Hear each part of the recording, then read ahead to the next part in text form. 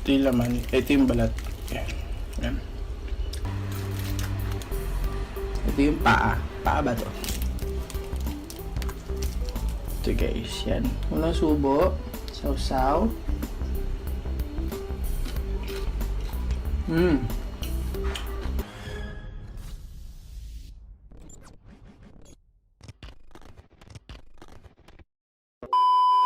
Hey guys, this is Justin. Welcome back to Mukbang with JD. So for today guys, nakikita nyo naman kung anong kakainin natin ngayon.